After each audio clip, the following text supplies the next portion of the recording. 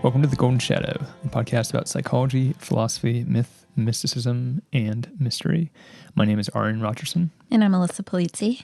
Today we are talking about personal myth or personal narrative, or the concept of stories, how one's life is a story, the way that we construct reality and orient our trajectory through the world is, in some sense, a story. But what do we mean by the personal story, the personal myth? Yeah. I think we mistakenly believe that the power of narrative is allocated only to our fictions and movies and mythologies. Right, but books. Yeah. Yeah. But the truth is that we're constantly constructing meaning and understanding and coherence of our life through the power of narrative and story. It helps us kind of weave the patterns of our existence to make sense of things that are happening, to integrate people into our lives. They become the characters in our own personal myth. And so this idea really at its core is about an approach to reality. Right. Our psychology inherently is structured in the form of a narrative. The way that we make sense of the information that we encounter throughout our lives, it's stored in our mind, some sense, in a narrative format. It's how we make sense of things. And we do think of stories and narratives as being confined, like you said, to movies and TV and books and video games. But why do movies even make sense to us? Right. You know, why is it that they have a formula that seems predictable, that seems to work, that we feel compelled by? Why is it that we can watch pixels on a screen move around and be captured by that and get emotional? And it's not just, well, that's what a movie is. Right. It's actually our minds, the way that we actually create meaning from everything around us, even the way that we create meaning from objects like chairs or trees or a dog. Right. In some sense, even that has some sort of narrative format to it. Absolutely. We sort of breathe life and story into these things around us. As you're saying, like we try to make sense of like the dog or the car or the tree, and we give names to it. We might even give it a background. This is the old tree that's been around for hundreds of years, and it's wise, and this and this and that, and it's kind of silly.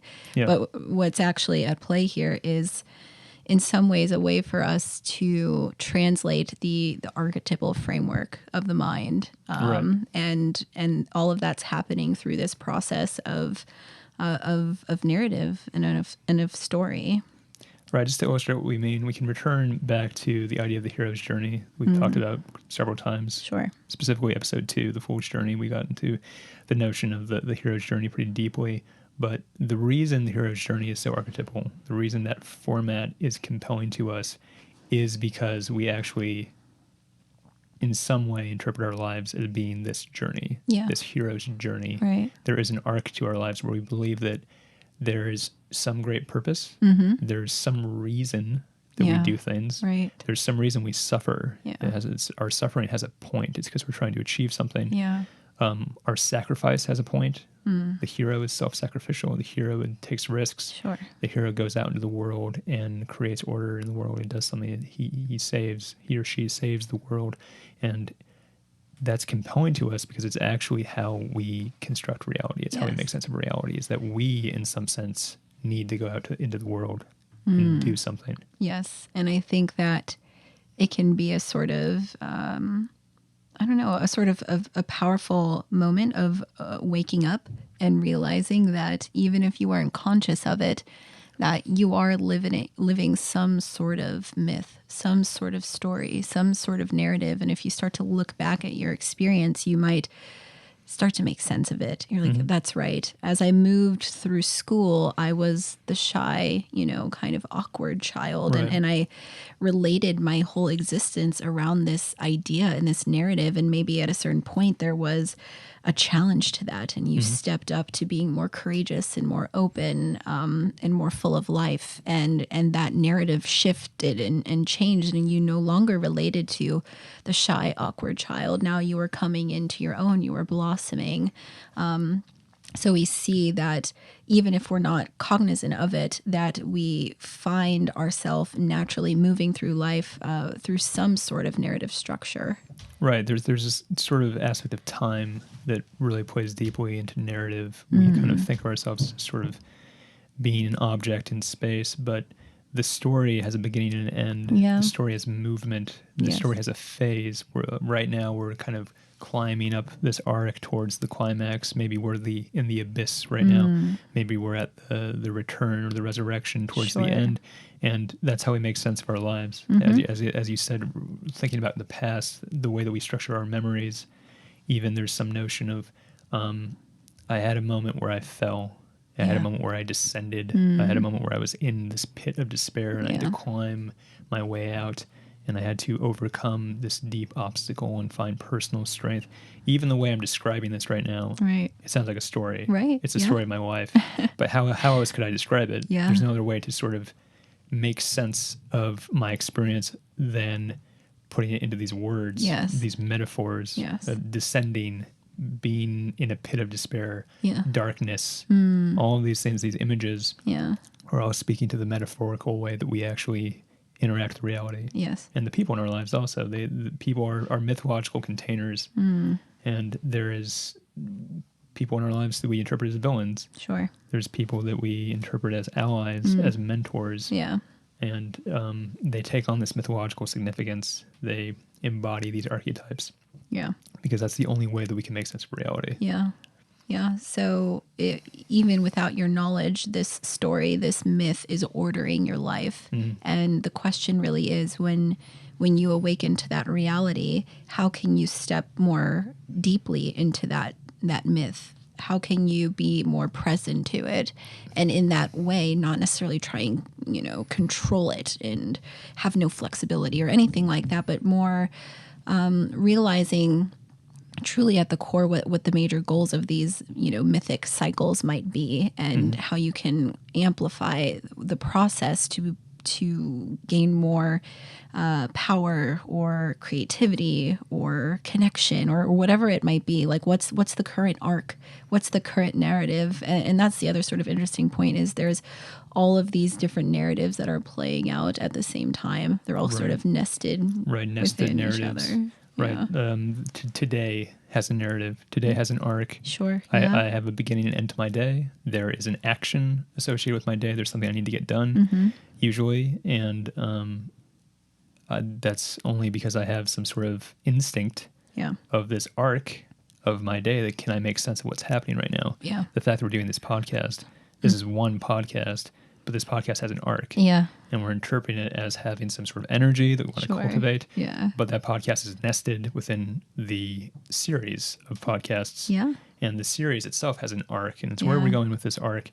And we don't know where it's Right. going. There's sort of this heroic adventure Yeah. of what we're setting out to do. Yeah, important thing I think about really riding the wave of any narrative arc is straddling the line between knowing and not knowing, or chaos and order, and Sure. being okay with the uncertainty to a degree that it doesn't overwhelm you, but then knowing that you can have strength and confidence and will to also shift the tides of the narrative to where you want to go. It's that dynamic, that tension between, your ability to shape the future and that which is coming your way that you have absolutely no idea of. Right. So I briefly want to get a little deeper into like the sciencey aspect of this, because I think that's important, just to provide some context. Where does narrative come from? Why would this evolve? Why would this be our psychology? Why does this even make sense for us to Sure. interpret reality this way? Yeah. And you can kind of think of the unconscious, the body, the sort of primordial aspect of our beings is far older Yeah. than the conscious, Yeah. than the ego. Yeah.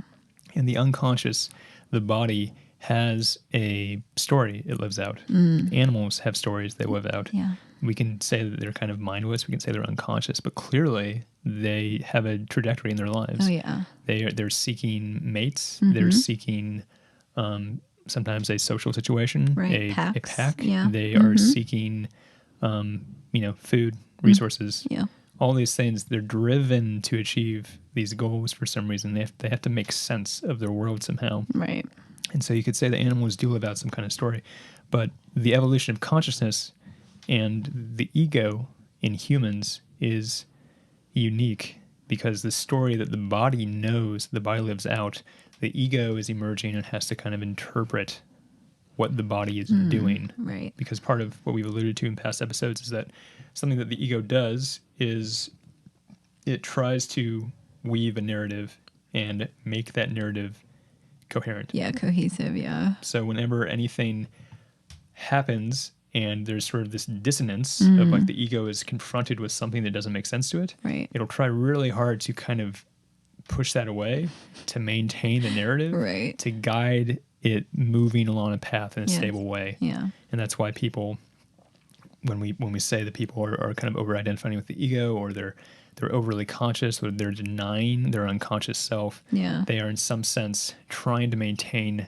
a story that makes sense to them. Right. And they really feel threatened by anything that seems to conflict with that story. Right, because the destruction of narratives is incredibly painful, and it's feels overwhelming. It's destabilizing, as we're trying to get at here, because it's a structure of reality. It helps us make sense of everything, and so when something comes slamming into your life, whether that's through an unconscious content or material kind of bubbling up to the surface, or something externally, naturally the ego is going to try to shift the pieces back together so that the Right. narrative stays cohesive. Right.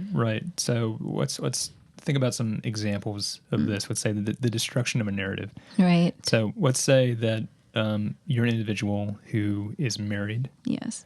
and you have a job that you go to every day to support your family. You're living a narrative, and that narrative is that you have a happy family and happy marriage, and Yeah. you're suffering at your job perhaps because it's worth it. Right. You have a purpose. You're going to get old someday and die. You Yeah. want your children to be provided for. That hasn't happened yet, Right. but it's still part of your story. Right. You're still telling this yourself when you wake up in the morning. I have this story, and the story is going to end with me dying peacefully eventually, and my children being provided for, and they have children, and their children have children, and that's my story. Yeah. And that's a powerful narrative to motivate you to do what you do, Right. To sacrifice. to Yeah. live your life, to suffer, to justify your suffering. Sure. And then let's say that you discover that your wife has been cheating on you Yeah. for the last year. Yeah. It's like immediately your narrative, your story of your life Yeah. is shattered. What do people say? My life is a lie. Right. Right? I've been living a lie. I've been living a lie. And the response to this destruction of your narrative Yeah. is super painful. Yeah. And people freak out. Yes. And the ego freaks out because it's trying to like, well, how can I make sense of how can I Right. reconstruct a narrative? Right. And it can't. Yeah. And so chaos pours in. Yes. Your temple collapses on Yeah. top of you. Yeah. And The that's tower falls. right. And that's the destruction of a narrative. Yeah. And this happens hopefully gently throughout your lifetime. Right. Something Yeah. happens and you're like, oh, I was wrong. Or oh, my trajectory doesn't make sense, or whatever. Right. But And that allows you to shift the narrative in a way that's a little bit more seamless, and it doesn't feel as threatening to Right. to the framework of your life. But that's not how life goes sometimes. right. You right. know, so the realization that your partner's been cheating on you, and all that you've been doing to lift them up and support them, and the sacrifices you've been making, feel suddenly hollow and worthless. And so much of your being, your understanding of life, what you were deriving meaning from, came from that story that I'm in a good relationship and we are a strong team and we're going to grow old together. Yeah. Because it's natural for us to want that security and to want that sense of knowing what's coming for us. And when that story is just thrown right out the window, Yeah. it's incredibly hard for one to be able to deal with it in the sort of immediate moment, but also as one sort of looks to the future. I think that's part of the freak out too, and the Yeah. anxiety. It's just like, what the hell am I going to do? Right. Yeah. Another example, maybe let's say a high school girl is a really promising athlete. Let's say she's a really great basketball player. Sure. And she's going to go to USC on scholarship, very prestigious. And that's her story. Yeah. That's her narrative. Maybe she's going to make it professionally as a basketball player eventually. Yeah. That's her story. She's pouring everything into that. Everything she does has meaning because of this narrative that she has. When she gets out there and she practices every day, the reason she can justify practicing is because it's part of this arc, this story of where her life is going, her life trajectory. And, then she gets in a car accident and is injured, can't play basketball ever again. Yeah. Her knee is shattered, let's say. You're right. That's destruction. I mean, that's physical destruction, but it's also it's the narrative destruction where it's like, okay, everything that you had planned out for your life, that's done now. Yeah.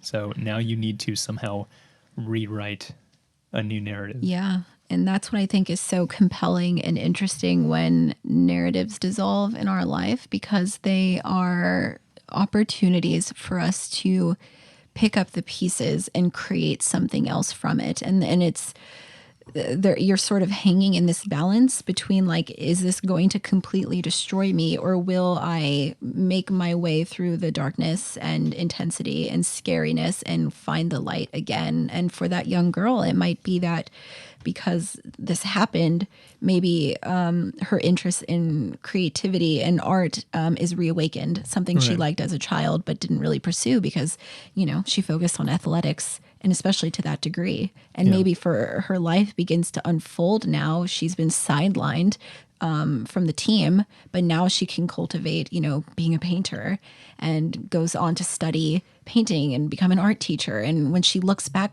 30 years later, she's like, I'm kind of grateful that happened. Yeah. And that shows you how, you can make something of the broken pieces of these narratives. You can kind of integrate the experience and allow it to show some other deeper part of yourself, deeper courage or insight or openness to what else life has to offer after those narratives are shattered. Right. And that's really how life is for almost everyone. Yeah. There's you have a story, you have a trajectory, you have something you're telling yourself. Yeah. It doesn't work out. There's disintegration. Yes. And then there's reintegration. Yeah. Right. Yeah, and so absolutely. the pieces fall down whenever your narrative collapses, and you freak out for a little bit because all you experience is like the flood or the flame, the absolute chaos, the idea like everything's destroyed. Yeah. And then you have to rebuild somehow. And that's actually, hopefully, you individuate, you become stronger, you actually find out who you are through these disintegrations and reintegrations. Yeah, the principle of individuation really can't happen when like everything is just going perfectly smooth. It's all about the conflict and the tensions and the collisions, and when things are destroyed and need to be reworked, or when we regress back into ourselves and deal with depressive episodes or anxiety or injuries or losses. All of these things somehow bring out some essence of human spirit that is incredibly powerful and true. And it's not to say like we should all wish for terrible things in life, but I think if we're all being honest with ourselves, hardship and challenge really does shape us into better individuals. Right. So if someone fails to reconstruct their narrative, let's say they have a narrative and something happens that destroys it. Yeah. It happens to everyone at some point. Sometimes it's a lot worse than other times, but this collapse of the narrative, this deconstruction of this arc in your life, we're charged with rebuilding it somehow. Yeah. And if we cannot do that, if we fail to rebuild it, perhaps we don't have the energy to rebuild it. Yeah. Perhaps we've been leveled down so harshly, destroyed so deeply that we just do not have the energy to reconstruct a new narrative. You get what we sometimes see, which is a form of nihilism. Sure. People who are broken. Sure. People who don't believe in anything anymore. Yeah. And nihilism, is a whole other topic. It's a complex thing to discuss, but it's not really, I think, a set of beliefs. I don't think it's really a rational position as much as it's an inability to construct a proper narrative. Usually after some other narrative has been destroyed. Yeah. But you've been heartbroken in some way. And this is something that I think happens more commonly than we want to admit. And especially nowadays, I think that it's a lot of people really struggle to make sense of their lives and make sense of the world because it's so confusing and so depressing. Yeah. What's the narrative of the human race? Right. That's a real thing. Where are we going? Yeah. Some people have these very hopeful, romantic, utopian views of like this beautiful story of the human race eventually reaching the stars and exploring space or whatever. And, that justifies you getting up out of bed in the morning. Right. That narrative gives you meaning. Yes. And you can make meaning out of everything you do. Yeah. But the feeling of like, well, no, I mean, the future of the human race is just, nuclear holocaust. It's like, that destroys people's narratives. Yeah. That's not, even though it's compelling in movies to like explore the idea of like apocalypse, it's like in reality, it's like the idea that might happen or that's going to happen Right. with climate change, or something like that. That's destruction of a narrative. Yeah, absolutely. And sometimes you do not know how to rebuild it from that. Right, because meaning is stripped. Right. And it feels hollow, and it feels like, what's worth living for then? I'll just do whatever I want, or maybe I'll just sort of float through kind of in this limbo of, life is overwhelming and yet it means nothing at the same time.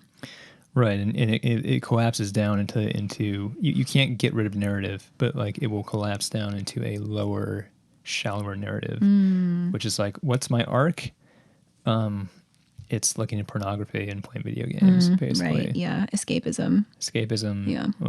It's getting drunk. Sure. My narrative is that like tonight I'm just going to get really high. Right. And these are still narratives. These are still stories. You can still make sense of them, but they don't have this deeper, more meta arc of life of like, I'm going to be heroic and I'm going to go out there and achieve something great and meet someone special and create a new life form, and they shall live on beyond me into the future. Right. And like, that is more of a meta narrative that provides deep meaning. Yeah. I think trauma is also something that is a byproduct of the destruction of narratives when we aren't able to integrate and we struggle to really sort of build up a new narrative. Or alternatively, the narrative that we're carrying with us is one of pain and anguish, that the world is a bad and violent place. That becomes the main narrative, and you're kind of walking through the world constantly on edge. So I think, for a very young individual who goes through a traumatic situation, the destruction of the myth of the family is something that might never be rebuilt. Certainly. Because it's so broken, it's so fundamentally kind of just lost its meaning that they grow up kind of feeling like, well, I never really want to put myself out there. Right. I don't want to have my own family. Right. I don't want to go through that. Right. Oh, I've heard the story of the family. It's a lie. That story's a lie. Right. And that, you get very cynical in that way. Cynical. And the narrative, we think of all stories as being like fictional, but that's not true. Yeah. Like our lives are real stories, and the idea that a certain story of life is just a fiction, right, is what really causes people to become very cynical. Yeah, absolutely. And like I said, the other alternative really is that like the narrative that's taken hold and is charging forward is one where maybe it's like a victim mentality, or one where you're incredibly harsh on yourself. You kind of walk through life feeling like I'm a bad person, right. or guilt or shame or something. Like that's a deeply powerful narrative that can grip you and just color the world and experiences in this way that is, if you looked at it objectively, it's totally not true. Right. You can perpetuate a false narrative within yourself. Yes. And we see this as something that a lot of people struggle with, why they go to therapy. Yeah. They have a narrative that they're perpetuating about their own lives. Yeah. Maybe that they're not worthwhile, they're not valuable. Right. They don't deserve any love. Sure. And what I think is really interesting to point out about these kinds of narratives is they're not rational, right? We kind of think of this as like, if you've been traumatized and you find it difficult to get close to anyone now, Yeah. it can be easy to think, oh, well, that's just a belief. You believe that you can't get close to anyone. It's like, no, it's far deeper than that. Yeah, absolutely. This is embodied. Yeah. This is ingrained in the body. This is Yes. like an embodied narrative. Yeah. Your body knows the story. Yes. And the story that the body is perpetuating is people are dangerous. Yes. And you can't just sit someone down and be like, you know what, your story, like, it's not true. Doesn't make sense. Okay, got it? All right, now you're good. It's like we think that works, but then we try and it doesn't work. That's what therapy is. It's just appealing to the body's narrative, the body's story, the way that the body is interpreting reality, constructing an arc for you, which is just avoid people at all costs. Right. Yeah. And it takes so much courage to face that and know that it's time to rework and rewrite that narrative because it's threatening. And I think that's why sometimes people have like a semi-conscious acknowledgement of all their bad habits or the beliefs that make up, that narrative, but it's almost more difficult to face it truly and be open to all the pain that's embedded in that narrative, because that's what you truly have to do to be able to shift it and change it. You have to re-experience it. You have to maybe forgive, some of the characters who are part of that story, forgive yourself, kind of open up that chamber of vulnerability again. And that's hard and scary and anxiety inducing. And someone might choose, the wounded narrative instead to live.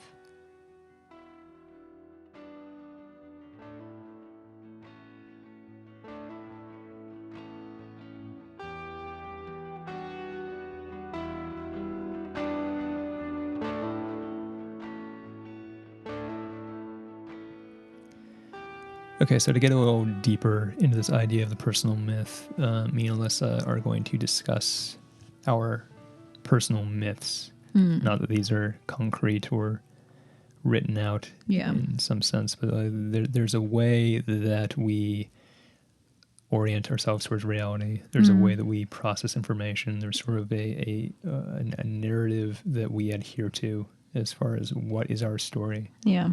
And that can be kind of confusing and vague. Like, what does that even mean? So we're going to try to get a little more precise in what we're even talking about. And so if I think of myself as an individual and my story, where I've come from, where I'm going, the way that I respond to events, the way that I respond to people, the way I see myself in groups, there's definitely this feeling of outsider. There's feeling of the sort of solo person that's kind of on the periphery of groups. Yeah. Someone who's social, but someone who kind of plays this strange outsider role. Yeah. Kind of satellite. The satellite, or like sort of like the hermit who kind of comes and goes. There's definitely a way that I think of myself as being sort of a protector or savior. I clearly want that. I clearly find opportunities to sort of be someone who can protect people or save people. Yeah. There's also sort of these aspects that kind of, again, sort of think about this like sort of mythologically. I see myself as very heroic in some sense, as being someone who's very self-sacrificial. Yeah.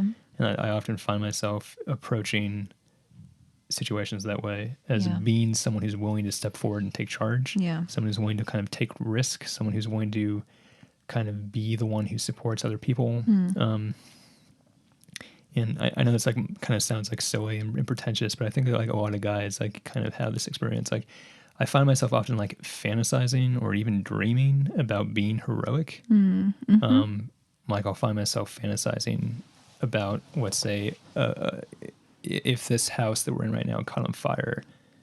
I had this thought like a few weeks ago, and I was like just daydreaming about myself rushing in to like rescue whoever was in the house still, and thinking of like, it's almost like you're like it's a positive like image, like it's like a cool, compelling story, and you're like, yeah, I'd be the person who goes in and risks his life to save someone else.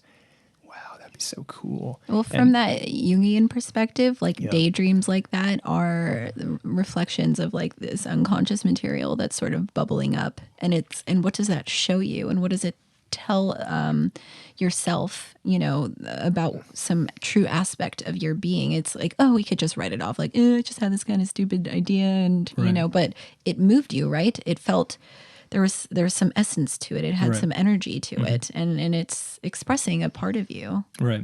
There's other fantasies that like, and these just crop up. Like again, it's not very rational. You just sort of, I just find myself thinking about these. It's like, let's say there's like a mass shooting you hear about in the news. Yeah. And I find myself fantasizing about if there were a mass shooter where I was, if I was at the grocery store, and I'm fantasizing about myself tackling the mass shooter. Yeah. And like maybe even getting shot while I do. And there's something about that of like, I wish I could just do like something really good to save people. Yeah. I wish I could be the protector. Like I wish I could be that person who just like sacrifices himself for like the good, like the other people who like can't protect themselves. And then I realize I'm thinking about it and like, oh, that's weird. Like, why am I fantasizing about like taking out a mass shooter? Yeah. And it's like, there's something about that story, because Yeah. that's what it is. It's a story that resonates with me. Yeah. And it clearly points to like the core of my being. Yeah. Like, this is how I interpret my life. Yeah. And then you can see how that is disseminated into practical reality by the actions you take, the way that you talk to people, the relationships you have. And you start to realize that core narrative is fueling all of these parts of yourself. And so can you be more in alignment with it? Or there are times that you're over identifying with it, or et cetera, et cetera. And that's helpful in understanding who you are, why you do what you do. So my turn, I guess. Yeah, how about you?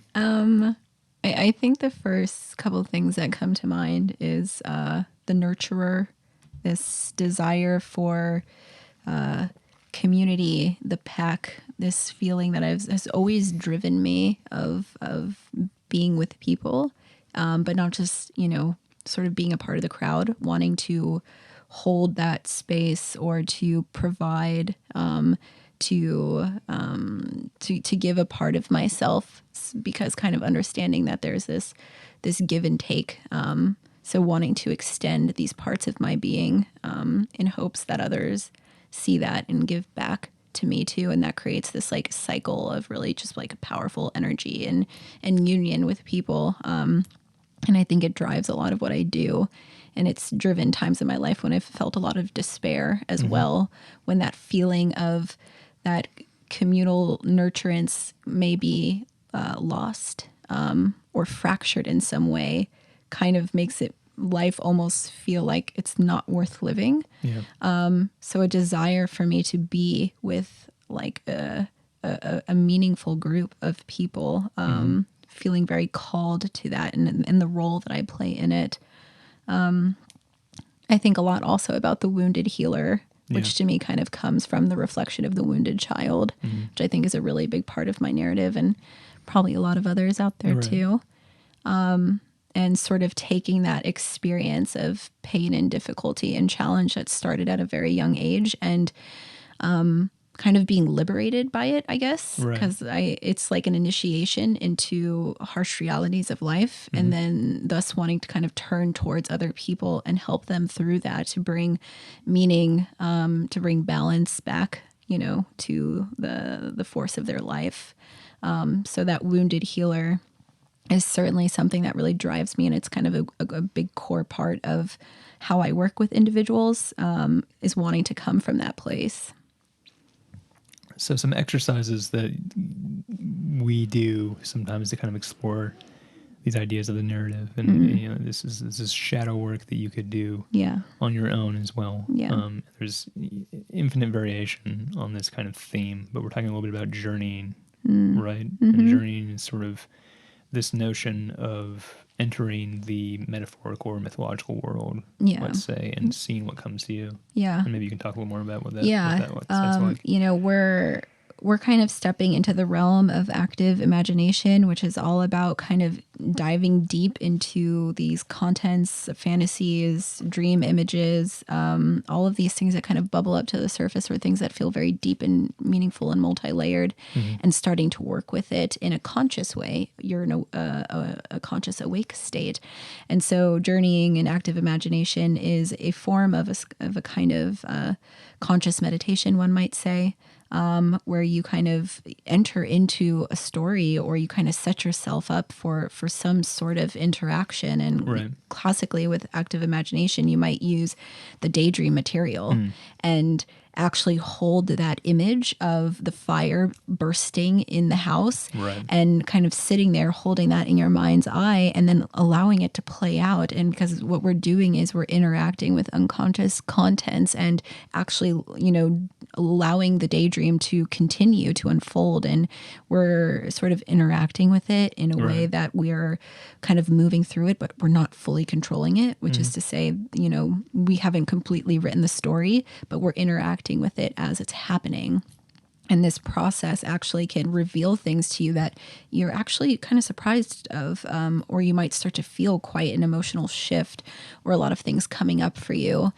So it's a way of tapping into these narrative structures so that you can kind of gain some insight about yourself. Right. So one example of how I might do this, and the way I do this kind of varies from the way Alyssa does it because of our different personalities, I would say. But I might try to get into a meditative state, sort of, and think about the house that's on fire. Yeah. And I find myself there, and there's sort of, it's a mythological version of me. It's a story that I'm sort of entering into, and I think, what happens next? The house is on fire. Yeah. Are there any tools around me? And I'll come up with some idea where, there's some special shoes, and I put them on, and the shoes allow me to jump really far. And I jump through the window, and inside there is a little boy, and the little boy is cowering in the corner. And, I try to imagine the little boy is me. Yeah. And I'm saving myself from the fire. Yeah. And, this sounds kind of strange perhaps at first, but it's I'm interpreting my life metaphorically. Right. My life is a burning building, let's say. The child on the floor is me. The story is that a stronger, more heroic version of me leaps in and saves the weaker, younger version of me. Yeah. And when I do something like this, if I can get into the right state of mind, it usually makes me incredibly emotional. Yeah. And I start crying. Yeah. And you have to ask, well, what is happening? How can you make yourself start crying through this weird process? Right. Because if we were just like sitting on the couch talking and you were just telling the story, you wouldn't get emotional. Right. You're like shifting consciousness into a different state, and you're allowing something much deeper and intrinsic to come forward, which to me is like the invitation of the unconscious. Right. And that's being met with the ego, and it's incredibly powerful. Right, so I'm trying to let the unconscious birth these images. Yeah, right, exactly. What happens next? I'm just trying to feel what happens next. I'm not trying to think about it too much. Yes. It's impossible for me to completely turn off the ego, turn off consciousness. Right. But the idea of what happens next, it's like, well, I scoop up the child, and then it's like, and then what? And it's like, and then the whole room collapses on top of me. Yeah. And then what? And it's like, my back is burning, but the child is safe. And it's like, that makes me emotional. Yeah. It's like, why? It's like, because somehow you're sort of mythologizing your experience, which is that you're burning to death maybe, or maybe just your back is burning, and that's symbolic in some way. It's the side of you that you don't see, or is kind of hidden from people, or but my inner child is safe, and my inner child, it feels unsafe. Yeah. So doing this sort of exercise, this journeying exercise, you might say, or this like self-mythologizing exercise, it taps into the unconscious in some way, and the emotions pour forth. Pour forth. That sounds really weird.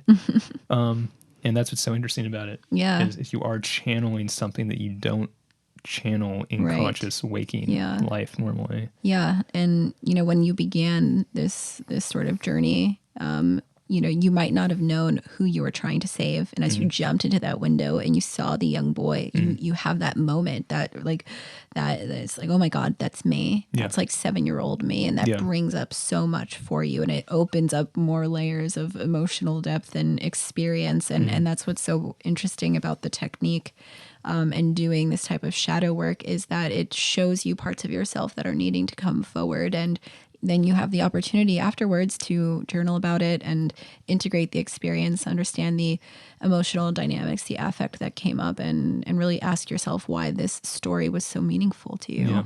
So you can do this. Find some sort of setting that calls forth to you. Imagine yourself mythologically. Maybe you're a knight for some reason. Maybe you associate with that strongly. Maybe you're a dog, if that for some reason resonates with you, but you're a wolf. Yeah. Something like that. And try to write a story that is your life. What is happening in your life? Where have you been? Where are you going? What's the arc? And if you can get into the right meditative state, you'll be very intrigued by what comes forth. Yeah. What story you write without realizing that that's your story.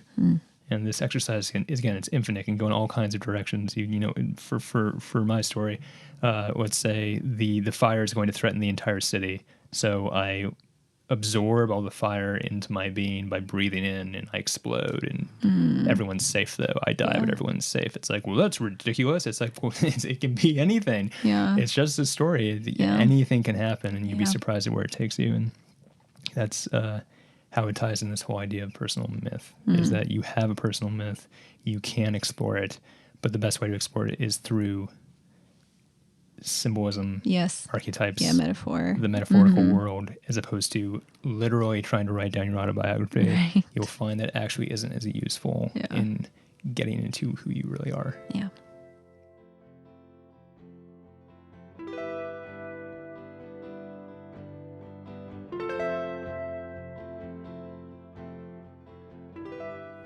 All right, we have a dream submitted for analysis from a member of our audience. This is from an 18-year-old female, and here's the dream. A boy who lives in a different state than me flew out to live with me. My best friend happened to live with me in my house. On arrival, he gave my friend a huge hug. He didn't hug me, since my parents were closely watching our interactions. We go to the grocery store and ran into a girl. She invited us to sit. An old man with a long beard and tattered clothes sat with us and said he will help us find what we can do with our lives. After giving him our info, he left, and we found that he was a scammer. We drove back home only to find a giant but skinny polar bear blocking our way. There's so many interesting symbolic images in this dream. Yeah, it's a good dream. It's a very good dream. Thank you for submitting it. When I was looking the stream over, the main themes that were cropping up for me is the feeling of initiation from youth into adulthood. You know, I'm taking note of the dreamer's age, that there were parents in the dream that kind of had this feeling of restriction or limitation. So starting out with the beginning of the dream, we're looking at this boy who's come to visit and the interactions happening with her friend and the boy. And not that I think there's necessarily romantic undertones here. Maybe there is. I don't know.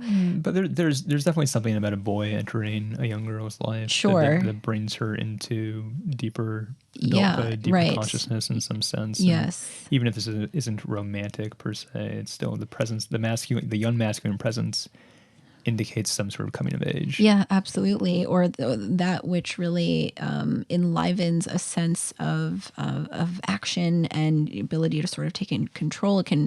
This boy could be a reflection of her own masculine energy, which, you know, might be more externally driven, taking more control, just feeling a bit more active versus like the more passive, flexible, feminine element. And so we're watching her, the dream ego, sort of see this dynamic happening between the guy and the friend and the parents watching over. And so I'd really be interested to know what the dynamic is for her.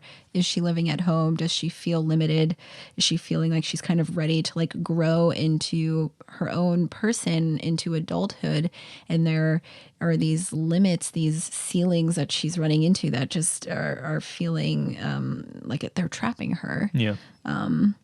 And certainly, what are the qualities of this individual, this guy who in real life, you know, he's the container of some sort of experience, of some representation for her. Right. He's from a different state, Yeah. which makes it easier to kind of romanticize him or think totally. of him as being someone with this mysterious potential. Who is he really? Yeah. He's not the next door boy that she's known her entire life. Right. He comes from some far off land, perhaps. Interest, intrigue, things like that. Yeah, and then the parents watching, and she cannot move forward to engage with this masculine energy because her parents are there. Yeah. And they're not violently opposing anything, but the energy is there that she feels like she cannot move forward and into adulthood, perhaps because of this. And it could be, on the one hand, a romantic dynamic. Maybe she feels like she doesn't know how to express her desire to want to be more of a woman and be in relationship with other men and grow in that way. It might also represent her desire to want to have more of that authority in her life and more of her own personal structure, and that's feeling limited. Or maybe it's just the tension between letting go of this old chapter as you enter into the new one. The next scene's really interesting to me, with the grocery store, and there's some girl who kind of draws her in to meeting this old man. And immediately I'm thinking about the archetype of the Senex, which is the wise old man. Right. You know, he's got the tattered clothes and the long beard. He's there to like help guide them towards understanding their life purpose and all of these things. So that's very archetypal. Yeah. And what I find, compelling about this is that at the end of it, he was a scammer. And my instinct is like, I don't know if I believe that. And what I mean by that is that I think the dream ego feels threatened by the initiation, because the old man, the Senex, he's a guide. He's trying to draw. It's like some higher part of yourself, especially because we're dealing with a young masculine figure and a mature masculine figure, which could be very much part of like the same yin and yang, something that's trying to drive her growth and her energy forward. And maybe there's resistance to it. Maybe it's not feeling like the right time. And often in dreams, we see things that feel wrong or, bad or violent, or even like an illusion. And really symbolically, that represents that you yourself in waking life haven't embraced that fully. So it feels negative in the dream. Right. So there's, as you said, there's two masculine energies. There's one young, one old. Yes. The young masculine energy seems promising. There's something that's intriguing about it. It calms her in. And so she's coming of age. Perhaps she's coming into adulthood due to this masculine energy entering her life. But then the older masculine energy perhaps is too far. Yeah. And she's playing with sort of moving forward, walking through this gateway into womanhood. But the older masculine energy is saying, okay, well, now this will be the rest of your life. And this is where you're going, and this is what you'll become. And perhaps it's just like, well, too much. Yeah, too scary. I just wanted to step a foot in and test the water. Right. And now I sort of feel like I'm falling in. And it's like, it's just a scam. Like, it's not real. And exactly. So this kind of response of a pushback. Yeah, pushback from that deeper, older masculine energy. Yes, something that's trying to drive her towards maturation. And this is probably, hopefully, the beginning or maybe part of a series of symbolic figures that are trying to guide her towards knowing herself, to constructing her personal myth, right? Who am I? What am I supposed to do with my life? There's a higher part of yourself that's driving that myth and wants you to know who you are. And right now that's threatening to an 18-year-old just like, I just want to have fun. I don't want to think about that kind of stuff, which I guess leads me to the polar bear. I think often of animals as instinctual, primordial energy, deep unconscious parts of ourself, and it's starved and weakened. Something deep within her needs to be fed. And she mentions in her form that the tone of the dream really shifted once she saw the polar bear. Right. That's something we want to pay attention to, those feeling shifts, and that she felt anxiety and a sort of intensity. And when she woke up, that's what the feeling she woke up with. So something's trying to grab her attention, and Right. something needs to be fed here. And again, there's this entering this, you might say, liminal transitionary yes. space of coming into womanhood, perhaps. Yeah. And then there's a feeling of going too far Yeah. with the older masculine energy. And then she wants to go back and return to being a kid, perhaps. Right. So she dives back too hard and tries to go home. Yeah. And when she gets home, she finds that she can't. Yeah. And there's that freak out Yeah. of like, I went too far. Yeah. I grew up and now I can't go back to being a kid. And the beast, the polar bear especially, out of place, huge, but also Yeah. skinny, starving, unhealthy.